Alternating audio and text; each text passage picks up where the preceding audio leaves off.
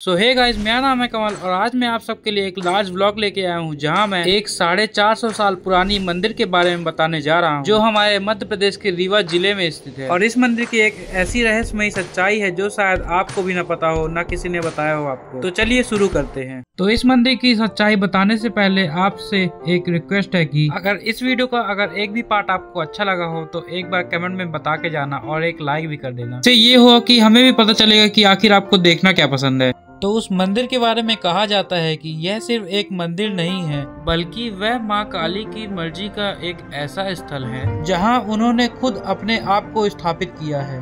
कहानी शुरू होती है करीबन 450 साल पहले, जब लवाना समुदाय के कुछ लोग मां कालिका की प्रतिमा को बैलगाड़ी में लेकर जा रहे थे। सफर के दौरान रात हो चुकी थी और वह रानी तालाब के पास ही रात को रुक जाते हैं। लेकिन अगले दिन जब सुबह उठने के बाद दोबारा से उस मूर्ति को ले जाने की कोशिश करते हैं तब वह मूर्ति उस जगह से हिलने का नाम ही नहीं ले रही थी। और यह बात उस समय के राजा तक पहुंची तो उन्होंने बिना किसी देरी के वहीं पर एक कालिका का मंदिर बनवाया और तब से लेके आज तक मां यहीं विराजमान है।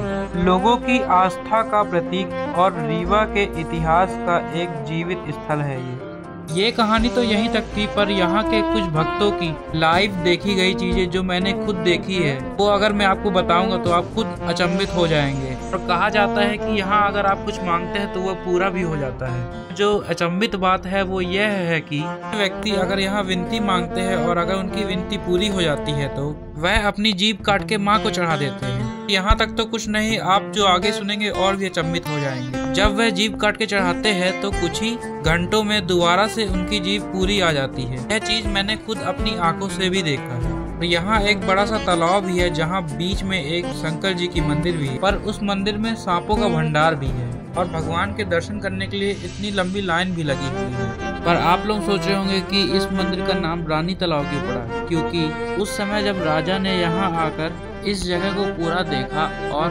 उन्होंने यहाँ एक तालाब बनवाया। उन्होंने अपनी रानी के लिए यह तालाब बनवाया था क्योंकि यहाँ बहुत ज़्यादा शांति थी और पेड़ पौधे भी बहुत ज़्यादा थे। पर अभी तो यहाँ आप लोगों को बहुत कम भीड़ दिख रही है क्योंकि अभी नवरात्रि चल रही है। नवरात्रि में ज़्यादा लोग यहाँ आते नहीं, पर जब नव दुर्गा लगती है तब यहाँ कदम रखना भी मुश्किल हो जाता है क्योंकि उस समय इतनी ज़्यादा भीड़ हो जाती है। यहाँ उस समय लोग 9 दिन व्रत रहते हैं क्योंकि नव दुर्गा चल रही होती है और सुबह सुबह भगवान को जल चढ़ाने वह यहीं आते हैं। नवरात्रि के समय और नव दुर्गा के समय यहाँ भंडारे का भी प्रारंभ किया जाता है और आज भी यहाँ प्रसाद बांटे ही जा रहे थे। तो हम भी इस प्रसाद को लेने के लिए लाइन में लग जाते हैं।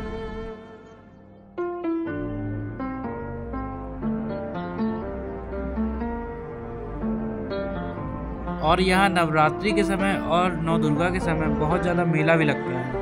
तो आप लोगों को मंदिर से करीबन 100 मीटर दूर से ही मेला दिखने लगता है। चलिए मैं आपको एक सिनेमैटिक वीडियो के द्वारा ओवरव्यू देता हूँ इस मंदिर का।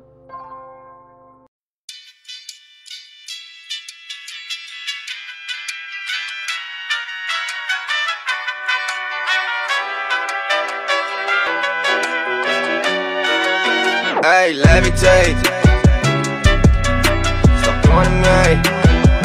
Non parlare affatto se non sai, non parlare affatto se non puoi. Venire levitate come magia. Sto così in alto già alla fine della pandemia. Sto così in alto grazie al 5 porre di Maria.